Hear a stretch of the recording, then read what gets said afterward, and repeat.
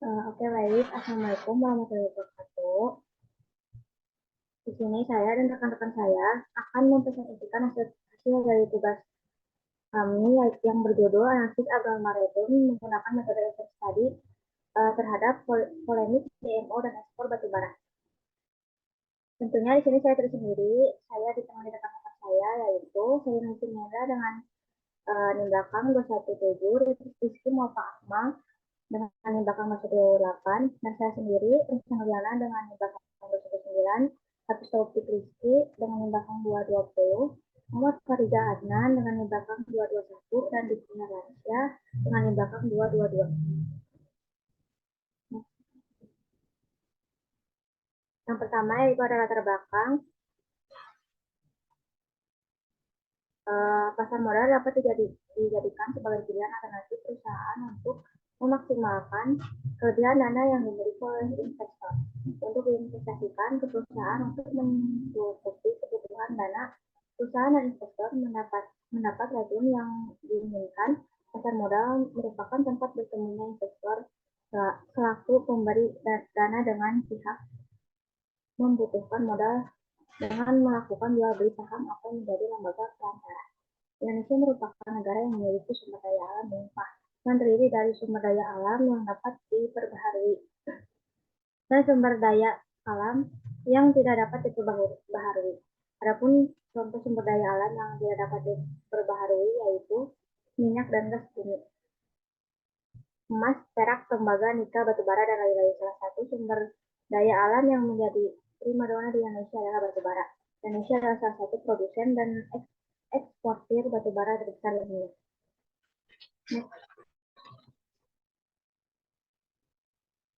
Selanjutnya, adapun bersama saya yang pertama yaitu apakah terjadi aglomeradon saat larangan terhadap DMO, polemik, dan batubara.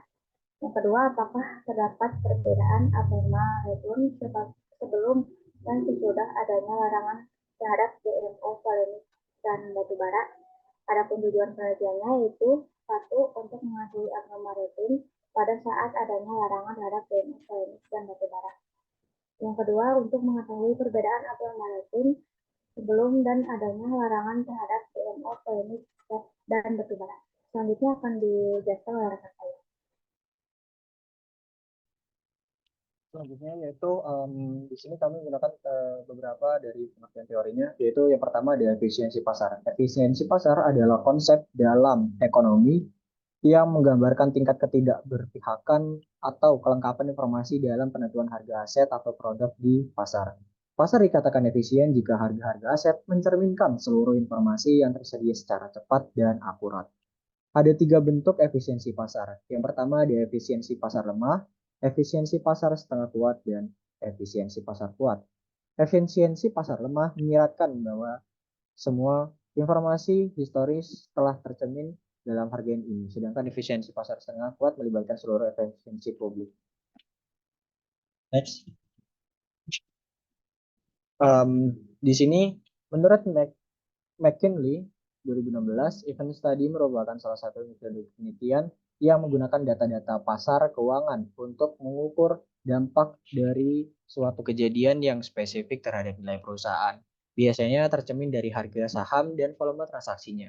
Penerapan event study banyak digunakan dalam penelitian di bidang keuangan, juga akuntansi, dengan variasi kejadian yang sangat luas, seperti penerbitan saham perdana, merger, akuisisi, pengumuman earnings, penerbitan debt atau equity baru, pengumuman variabel ekonomi makro seperti defisit perdagangan dan lain-lain. Next. Kemudian yaitu abnormal return. Abnormal return adalah selisih antara tingkat keuntungan yang sebenarnya dengan tingkat keuntungan yang diharapkan. Pada pasar yang efisien, tidak akan ada pihak yang memungkinkan memperoleh abnormal return karena informasi dapat diserap dengan cepat oleh pasar untuk membentuk harga keseimbangan yang baru, menurut Fahini 2015. Rata-rata abnormal return dari seluruh jenis saham varians yang sedang dianalisis disebut dengan average abnormal return.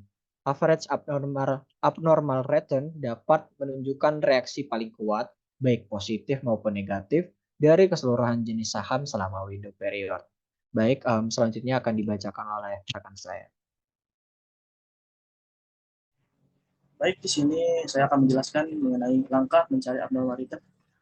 Di sini langkah untuk mencari abnormal return yaitu return yang sesungguhnya dikurangi return harapan. Di sini saya juga melengkapinya dengan untuk mencari rata-rata abnormal return, yaitu abnormal return sekuritas ke I hari ke T dibagi jumlah sekuritas yang terpengaruh. Next. Abnormal return untuk PT Adaro.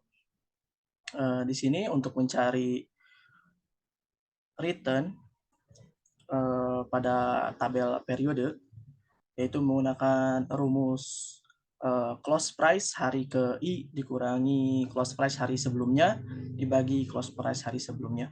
Di sini dapat dilihat untuk tabel periode pada tanggal 11 bulan November 2021 sebesar minus 0,0030 dan seterusnya menggunakan rumus yang sama. Untuk tabel window period, di sini kita akan mencari expected return. Expected return di sini dicari menggunakan rumus total return yang ada pada tabel period dibagi periode tersebut. Periode di sini kita mengambil 30 periode. Jadi total return dibagi 30. Menghasilkan expected return-nya yaitu sebesar 0,0157. Setelah mengetahui return dan expected return, di sini kita langsung dapat mencari abnormal return. Abnormal return di sini menggunakan rumus return sesungguhnya dikurangi expected return. Untuk periode tanggal 22 bulan Desember 2021 di sini menghasilkan minus 0,0015 pada abnormal return dan seterusnya. Untuk perusahaan IMS menggunakan cara yang sama, yaitu pertama-tama mencari return pada tabel periode menggunakan rumus close price hari ke I dikurangi close price hari sebelumnya dibagi close price hari sebelumnya.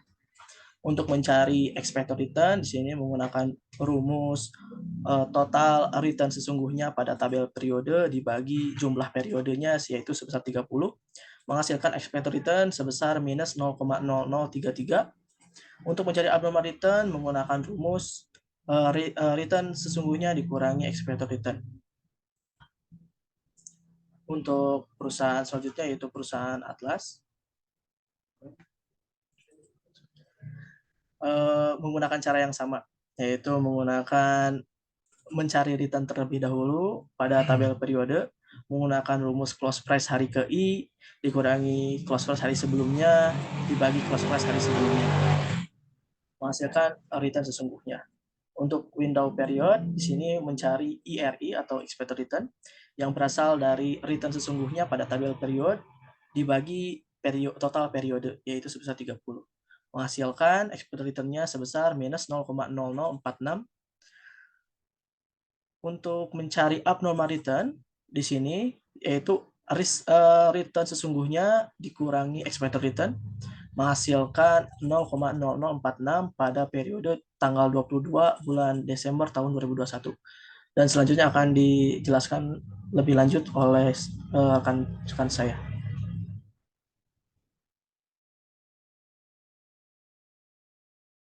Oke, selanjutnya abnormal return pada PT Transkoal Pasifik. Yang pertama-tama yaitu mencari return dengan rumus close price hari ini dikurangi close price sebelumnya, lalu dibagi close price sebelumnya. Di sini terlihat pada tanggal 11 November 2021 dihasilkan return 0,0000. Lalu selanjutnya pada window period mencari ERI, yaitu dengan cara total RI dibagi periode di sini ada 30 dihasilkan 0,0061. Lalu selanjutnya mencari abnormal return dengan rumus return sesungguhnya dikurangi expected return. Next.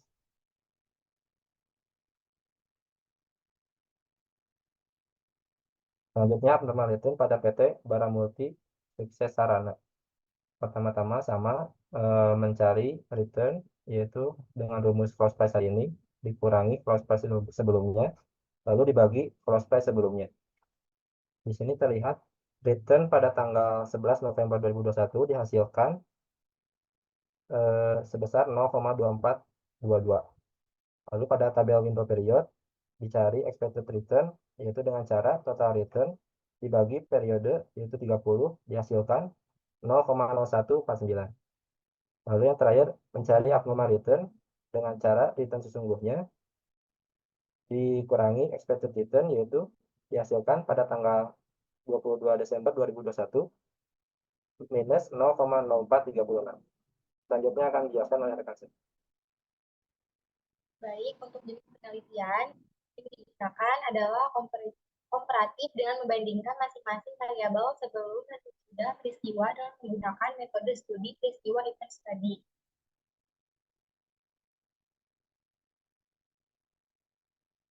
Untuk teknik pengumpulan data, metode pengumpulan datanya adalah data sekunder dalam bentuk data kuantitatif yang diambil pada website IDEX yang dapat diakses secara langsung melalui internet. Untuk teknik analisis data yaitu uji normalitas, uji one sample test, dan uji paired sample test. Selanjutnya, populasi dan sampel. Populasi dalam penelitian ini adalah perusahaan batubara yang terdaftar di Bursa Efek Indonesia. Sampel dari penelitian ini adalah kode saham ADRO, perusahaan PT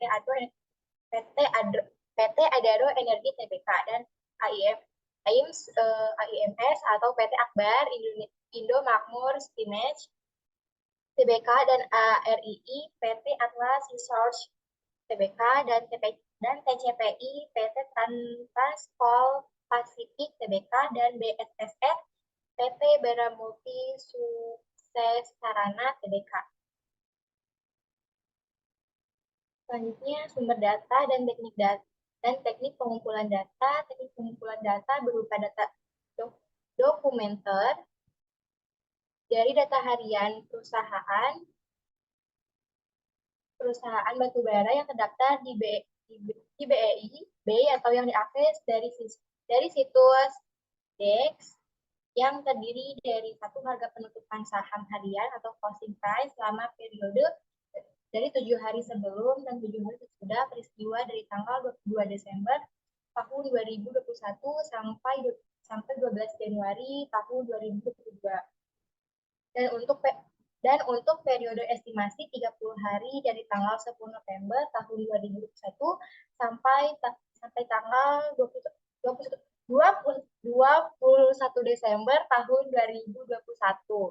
Next, selanjutnya akan dijelaskan oleh rekan saya.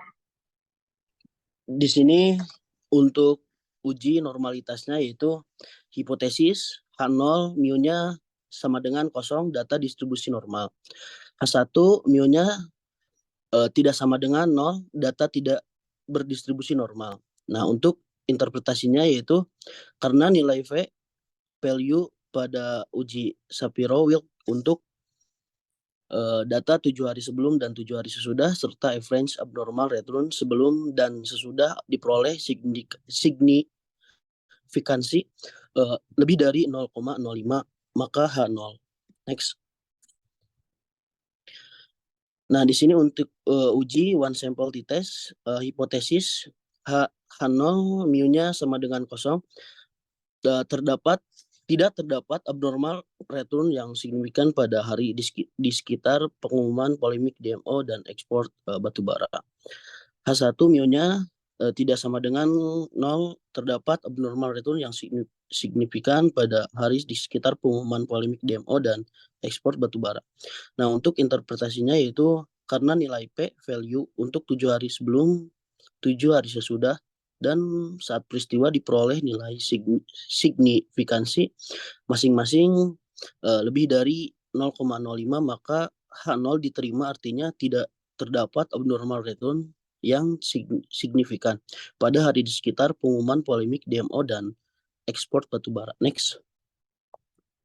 Nah, di sini untuk uji paired sample t-test, yaitu hipotesisnya H0 mu-nya sama dengan 0, tidak terdapat perbedaan abnormal return sebelum dan sesudah pengumuman polemik DMO dan ekspor batubara.